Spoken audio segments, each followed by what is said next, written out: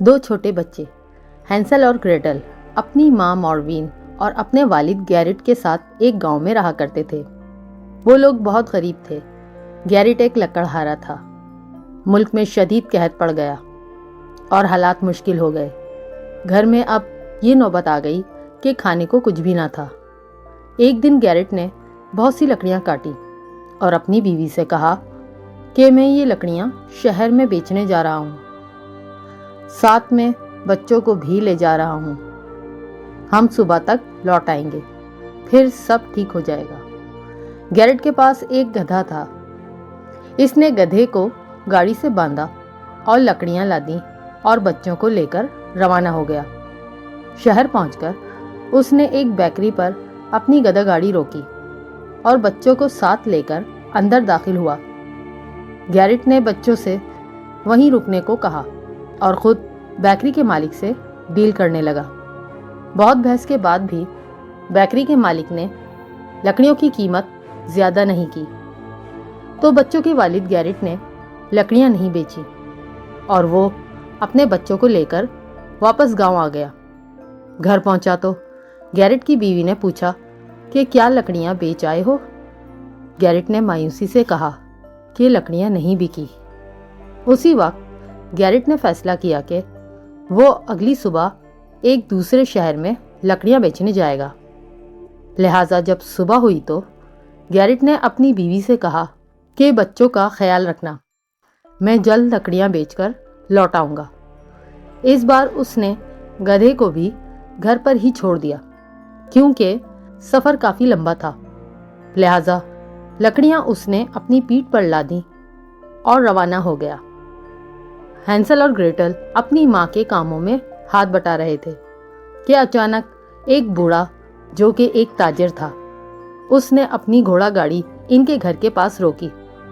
ان کی ماں نے پوچھا کہ آپ کو کیا چاہیے؟ تو بوڑھے تاجر نے کہا کہ مجھے بہت پیاس لگی ہے، گھر دیکھا تو میں یہاں آ گیا ہوں۔ بچوں کی ماں نے بوڑھے تاجر کو پانی لا کر دے دیا۔ پانی پیتے ہی وہ سکون میں آ گیا۔ اس نے خوش ہو کر اپنے گھوڑا گاڑی پر جو سامان لادا ہوا تھا اس میں سے انڈوں سے بھری ایک باسکٹ اور مکھن کی ایک بالٹی دی اور وہاں سے چلا گیا۔ یہ سب چیزیں دیکھ کر بچوں کی ماں خوش ہو گئی۔ اس نے ہینسل اور گریٹل کو بلایا اور کہا کہ اللہ نے ہماری مدد کی ہے، اب میں تم لوگوں کے لیے ایک بہت اچھا کیک بناؤں گی۔ ہینسل اور گریٹل بہت خوش تھے۔ ان کی ماں کیک بنانے میں مصروف ہو گئی۔ ہینسل اور گریٹل بھی اپنی ماں کے ساتھ کام کروا رہے تھے۔ جب کیک بن کر تیار ہو گیا تو بچوں کی ماں نے ان سے کہا کہ میں کیک کے اوپر لگانے کے لیے بیریز ڈھونڈ کر لاتی ہوں، تم دونوں کیک کا دھیان رکھنا۔ یہ کہہ کر ان دونوں کی ماں باہر چلی گئی۔ ہینسل اور گریٹل اتنے خوش تھے کہ وہ خوشی سے گیت گاتے ہوئے جھوم رہے تھے۔ اتنے میں جو باہر گدھا بندھا ہوا تھا کھل گیا اور گھر کے اندر آ گیا اور سارا کیک گرا دیا۔ جب گرنے کی آواز سنی تو ہینسل اور گریٹل وہیں رک گئے اور دیکھنے لگے جب تک بہت دیر ہو چکی تھی۔ گدھے نے سارا کیک کھا لیا تھا۔ دونوں بچوں نے گدھے کو باہر نکالا۔ اتنے میں ان دونوں کی ماں آ گئی اور کیک کی حالت دیکھ کر بہت غصہ ہو گئی اور دونوں بچوں کو ڈانٹنا شروع کر دیا اور غصے میں ان دونوں کو سزا کے طور پر ایک باسکٹ دی اور کہا کہ تم دونوں جنگل جاؤ اور ڈھیر ساری بیریز جمع کر کے لاؤ۔ ہینسل اور گریٹل ڈرے ہوئے تھے۔ وہ دونوں گھر سے باہر آ گئے اور جنگل کی طرف جانے لگے۔ جانے سے پہلے ہینسل نے بہت ساری سفید چمکدار کنکریاں جمع کی اور اپنی جیبوں میں بھر لیں۔ ہینسل نے ڈری ہوئی گریٹل کو تسلی دیتے ہوئے کہا کہ ڈرو مت میری پیاری بہن، ہم بیریز لے کر واپس آ جائیں گے اور ماں کا غصہ ختم ہو جائے گا۔ راستے میں ہینسل نے کنکریاں احتیاط سے گرانا شروع کر دیں تاکہ واپسی کا راستہ یاد رہے اور وہ دونوں آسانی کے ساتھ گھر لوٹ سکیں۔ چلتے چلتے ہینسل اور گریٹل جنگل کے کافی اندر پہنچ چکے تھے اور وہ راستہ بھٹک گئے تھے۔ اسی طرح وہ 3 دن تک بھٹکے رہے۔ چوتھے دن انہیں ایک بہت خوبصورت کبوتر نظر آیا۔ وہ دونوں اس کبوتر کے پیچھے پیچھے چلنے لگے۔ کبوتر انہیں ایک کھلی جگہ پر لے گیا جہاں ایک حیرت انگیز کیک سے بنا ہوا محل موجود تھا۔ یہ محل درختوں کے درمیان چھپا ہوا تھا۔ محل کی کھڑکیاں چینی کی طرح چمک رہی تھیں۔ اس کی چھت کیک سے بنی ہوئی تھی اور اس کی دیواریں ادرک کے بسکٹ سے بنی ہوئی تھیں۔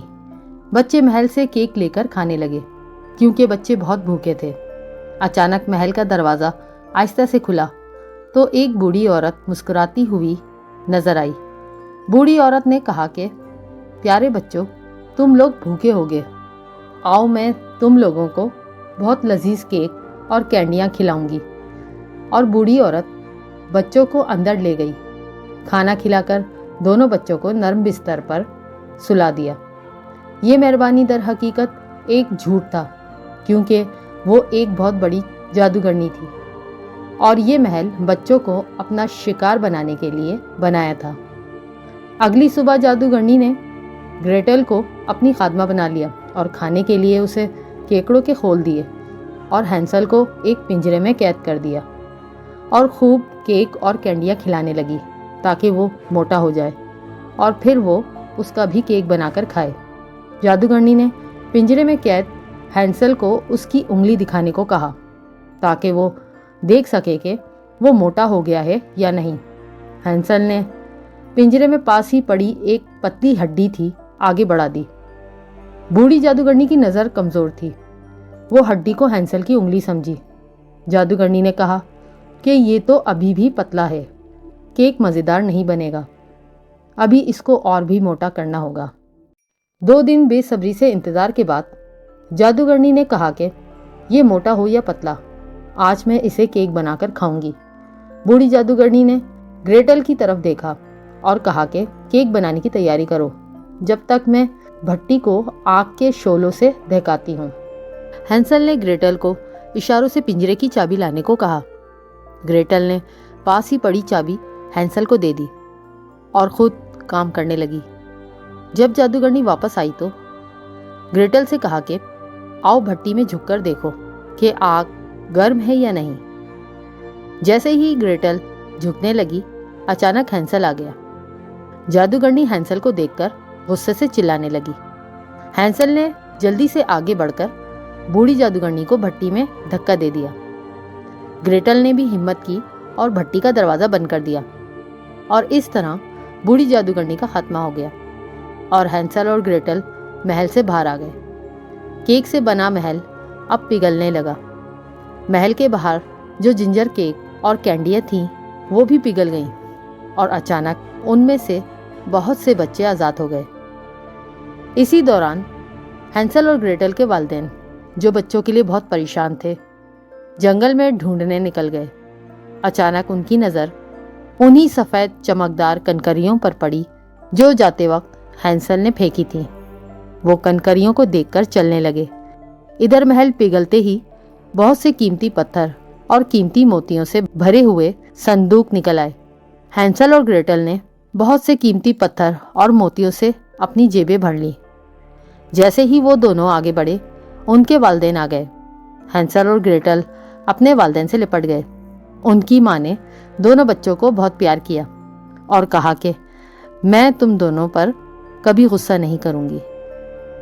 اب وہ لوگ انہی قیمتی پتھروں اور موتیوں کو بیچ کر اتنے امیر ہو گئے کہ ان کا گزر بسر بہت آرام سے ہونے لگا اور وہ لوگ ایک خوشحال زندگی گزارنے لگے۔